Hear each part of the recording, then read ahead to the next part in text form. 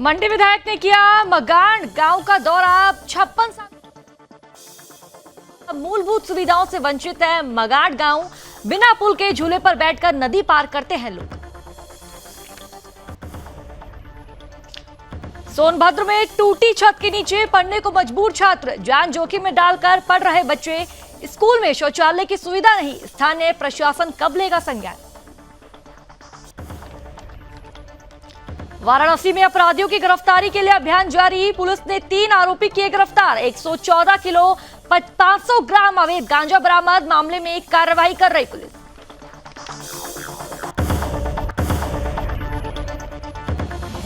काशी नगरी में G20 की तैयारियां पूरी। मेहमानों की अगवानी के लिए की गई साज सज्जा। वाराणसी एयरपोर्ट पूरी तरह से तैयार। कोविड प्रोटोकॉल का किया जा रहा पालन। टीकमगढ़ में मौत की घटना से परिजन परेशान। घटना पर जताई हत्या की आशंका। एसपी से की कार्रवाई की मांग। आवेदन सौंपकर न्याय की मांग।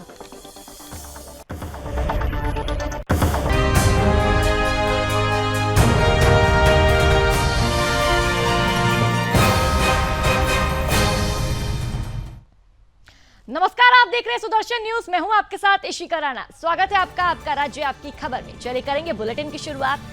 हिमाचल प्रदेश के मंडी में आज भी एक ऐसा गांव है जहां जान जोखिम में डाल रहे झूले पर बैठकर लोग गंतव्य तक पहुंचते हैं। यह गांव करसोग विधानसभा क्षेत्र के ग्राम पंचायत सरत्योला में बसा मगाण गांव है। विडंबना यह है कि राजनेताओं ने क्षेत्र को केवल वोट बैंक के तौर पर इस्तेमाल किया है, लेकिन आज तक ग्रामीणों का दर्द कोई नहीं समझ पाया।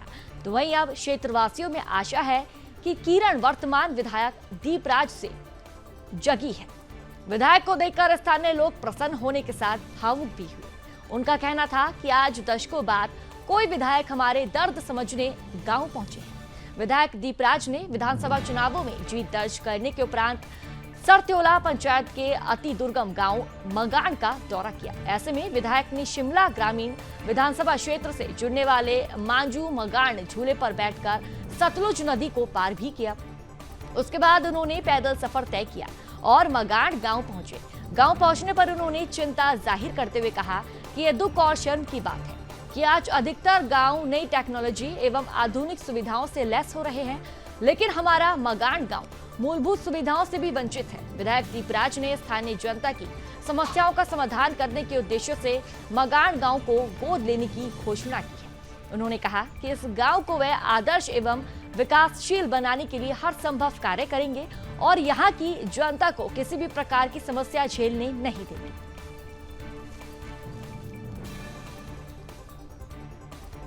आपको इधर सबसे पहले तो मैं बताऊं, मुझे शर्म आ रही है अपने ऊपर और मेरे पुराने नेतृत्व जितने भी रहे हैं करसोग के विधायक, उनके ऊपर भी।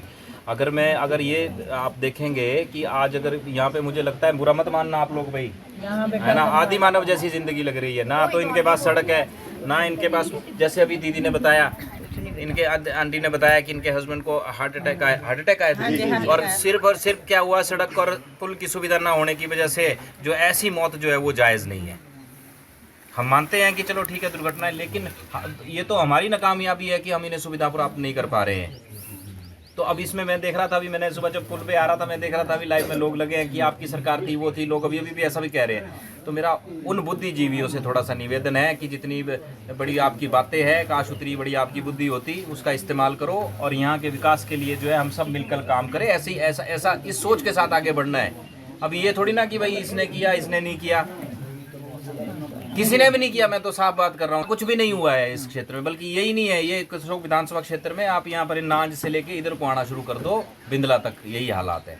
इस गांव को मैं अडॉप्ट करता हूँ, है ना, जो कहते हैं ना जी, जैसे हमारे केंद्रीय नेतृत्व में कि हर एक गांव को गोद लिया जाता है। तो चलिए खबरों में बढ़ेंगे आगे। राज्य की योगी सरकार लगातार शिक्षा व्यवस्था को मजबूत करने के लिए कदम उठा रही है, लेकिन अधिकारियों की लापरवाही के चलते कोई ठोस पहल धरातल पर कार्य नहीं दिखाई पड़ती। जनपद सोनभद्र के दुर्त्री ब्लॉक अंतर्गत टेडा ग्राम पंचायत स्थित पूर्व माध्यमिक विद्यालय में बच्चे टूटी छत के नीचे पढ़ने को मजबूर हैं। स्कूल में शौचालय की सुविधा तक नहीं है। शौचालय बाहर से चमक रहे हैं, लेकिन शौचालय करने की कोई व्यवस्था नहीं है। पुराने नल से गंदा और फ्लोराइड युक्त पानी आता है।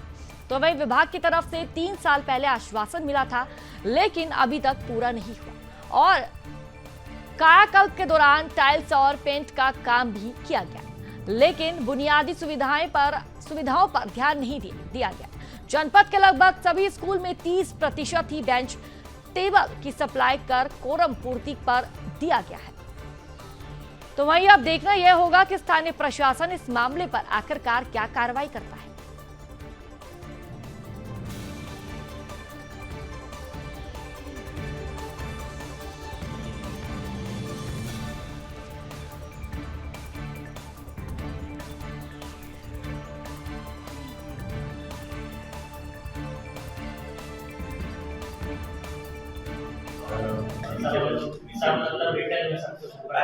प्रियंका कुमारी यादव, किस क्लास में पढ़ती हो?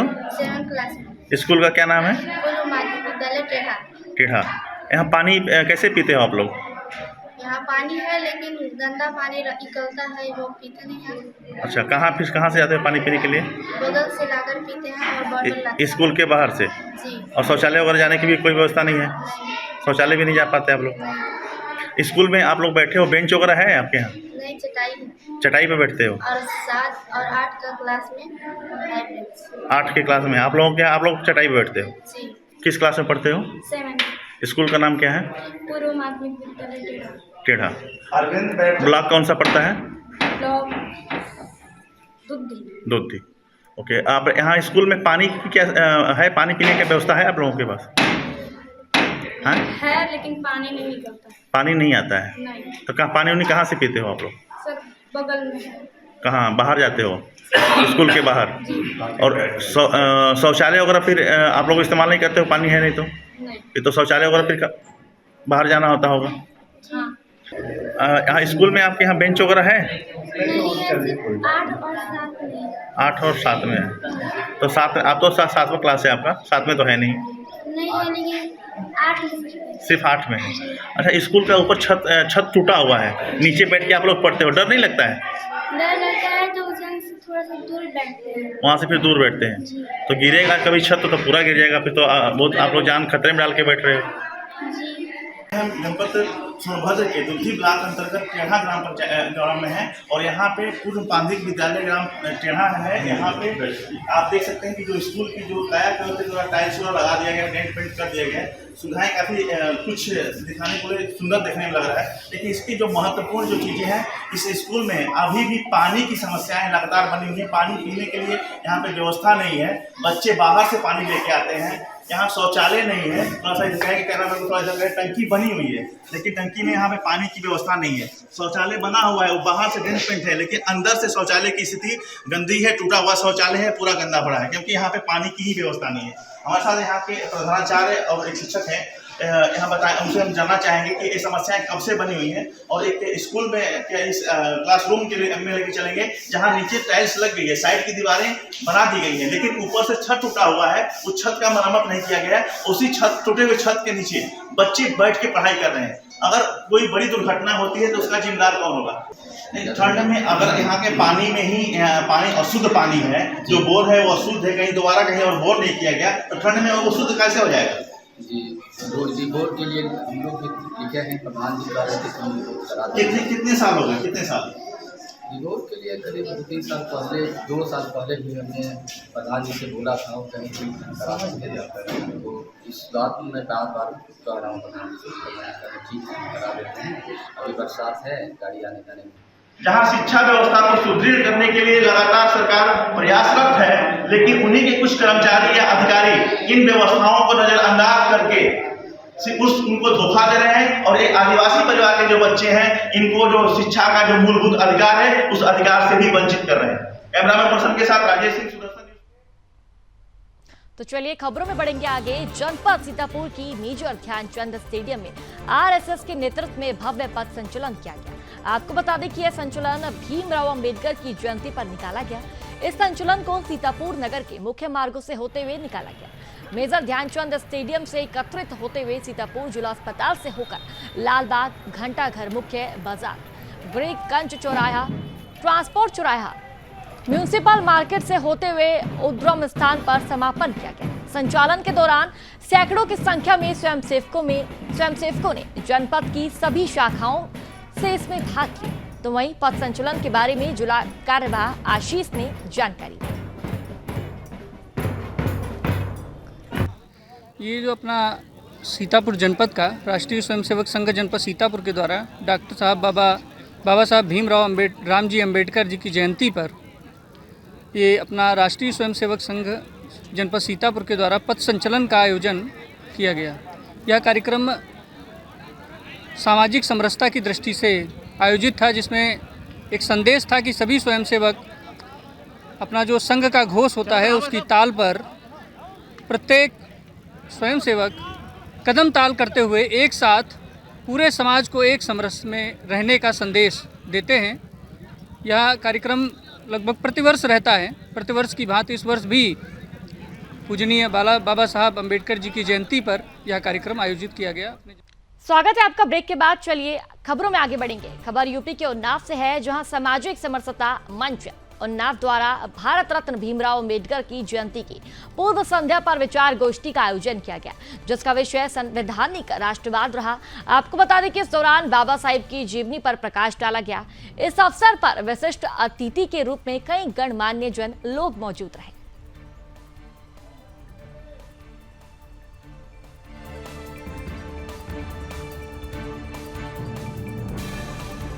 चलिए खबरों में बढ़ेंगे आगे। यूपी के पलिया में संविधान निर्माता बाबा साहिब भीमराव अम्बेडकर की जयंती पूरे देश भर में हर्षोल्लास के साथ मनाई गई।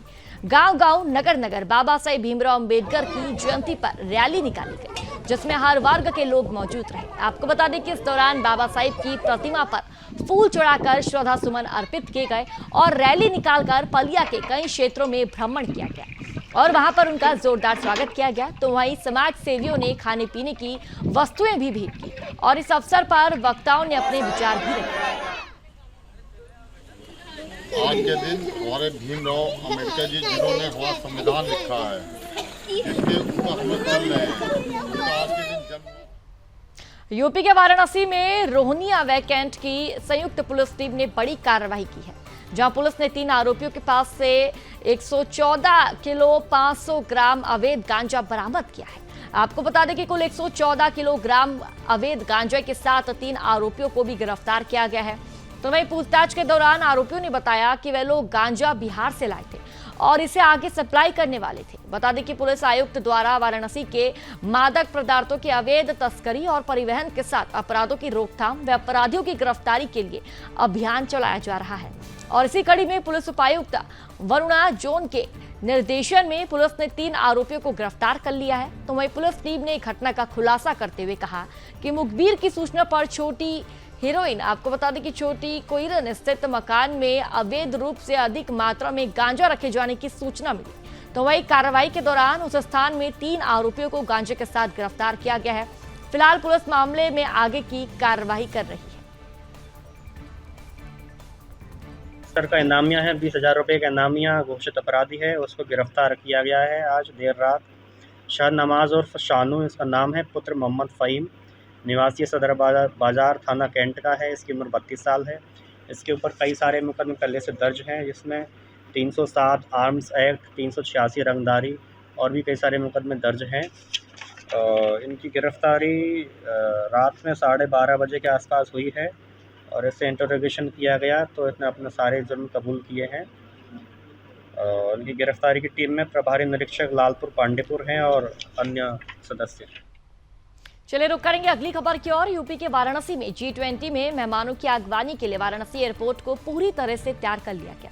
आपको बता दें कि प्रधानमंत्री नरेंद्र मोदी के संसदीय क्षेत्र वाराणसी में 17 अप्रैल से 19 अप्रैल तक G20 की एग्रीकल्चर वर्किंग ग्रुप की बैठक आयोजित होने वाली है। वाराणसी में होने वाली G20 की बैठकों के लिए जहां पूरे शहर को दुल्हन की तरह सजाया जा रहा है, तो वहीं पर वाराणसी एयरपोर्ट को भी साज सज्जा के साथ साथ आकर्षक रूप दिया जा रहा है, जैसे कि काशी आने वाले मेहमानों को यहाँ के पुरातन संस्कृति के साथ साथ आधुनिकता का भी संगम देखने को मिले। इसके बारे में जानकारी देते हुए एयरपोर्ट निदेशिका आर्यमा सान्याल ने बताया कि वाराणसी का लाल बहादुर अंतर्राष्ट्रीय हवाई अड्डा भी G20 के मेहमानों के लिए पूरी तरीके से तैयार है। साथ ही आने वाले मेहमानों को एयरपोर्ट पर परंपरागत तरीके से उनका स्वागत किया जाएगा और साथ ही अलग से आने और जाने की व्यवस्था भी उनके लिए की गई है। इसके लिए G20 लाउंज का भी निर्माण किया गया है। इसके अलावा पार्किंग और अन्य सुविधाओं को भी बेहतर किया गया है, जिससे कि इन मेहमानों को एक अलग ही नया अंदाज काशी में देखने को मिलेगा। साथ ही उन्होंने बताया कि एयरपोर्ट पर पूरे कोविड प्रोटोकॉल का भी पालन किया जा रहा है।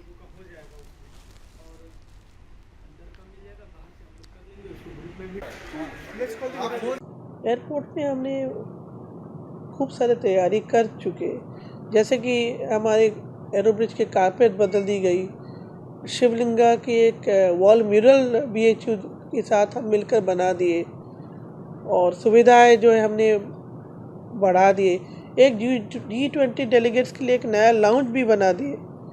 साथ ही साथ बाहर आपने देखा वॉल पेंटिंग हमने कर दिए, रास्ता में सारी सुविधा बढ़ा दिए। तो कुल मिला के पूरी तैयारी हमारा हो चुका है। G20 की जो डेलीगेट्स आएंगे उनको कर्नाटक के चिकोड़ी में संविधान निर्माता डॉक्टर BR अम्बेडकर की 132वीं जयंती बड़े ही धूमधाम के साथ मनाई गई। आपको बता दें कि भारत के संविधान निर्माता भारत के अब तक के सबसे महान नेताओं में से एक है। डॉक्टर भीमराव अम्बेडकर की जयंती मनाई गई। साथ ही डॉक्टर बाबा साहेब अम्बेडकर संविधान के निर्माण के पीछे महान शक्ति थे, जिसे भारतीय पवित्र ग्रंथ की आत्मा कहा जा सकता है। बाबा साहेब का जीवन, दर्शन और आदर्श सभी के लिए प्रेरणा का स्रोत है।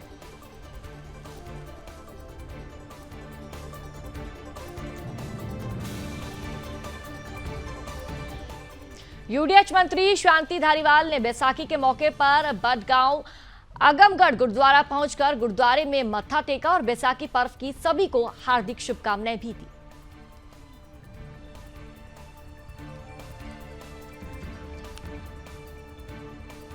तो आपको बता दें कि दूर दूर से दर्शन करने के लिए कल बैसाखी के अवसर पर लोग गुरुद्वारे पहुंचे और सभी ने बाबा के दरबार पर मत्था भी टेका।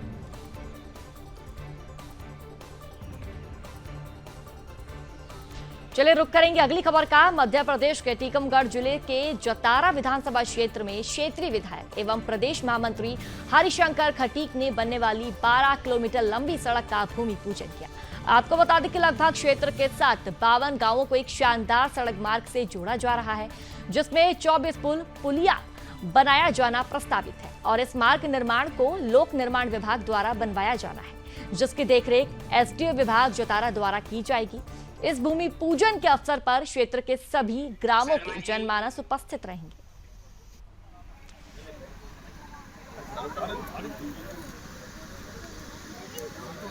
ये इसका राज बताएं क्या है?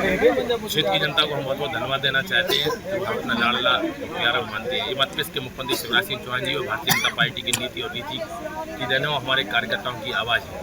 जो कार्यकर्ता हमारे बोलते हैं उसी के आधार पर जनता का स्नेह मिलता है कि लाडले हमें पूरा प्रयास है कि इस क्षेत्र में भी हमने जो नल जल योजनाएं स्वीकृत कराई हैं उन नल जल योजनाओं का काम भी हम जल्दी से जल्दी 2-3 महीने के अंदर उनका पूरा काम करा दें। इसके टंकी का काम भी हम जल्दी से जल्दी प्रारंभ करा दें और लगभग 4-6 महीने के अंदर नल जल योजनाओं का काम पूर्ण हो करके माताओं बहनों को हैंडपम्प और कुआं में पानी भरने के लिए नहीं जाना पड़े। हमारे क्षेत्र के हम सौभाग्यशाली हैं कि हमारी जतारा विधानसभा क्षेत्र में लगभग सभी पंचायतों के लिए नल जल योजनाएं और गाँव के लिए स्वीकृत हो गई हैं और उनके टेंडर भी 50-50 के आधार पर 50-50 नल जल योजनाओं के आधार पर उनके टेंडर। मध्य प्रदेश के धार जिले में एक दिवसीय दौरे पर CM शिवराज सिंह चौहान पहुंचे, तो वहीं सड़क हादसे में मृतक किसानों के घर पहुंचकर मुख्यमंत्री ने पीड़ित परिजनों से मुलाकात की और मौके पर परिजनों को 4 लाख रुपए के चेक दिए और हर संभव मदद करने की बात भी कही। साथ ही कहा कि वे दोनों बहनों से मिलकर आए।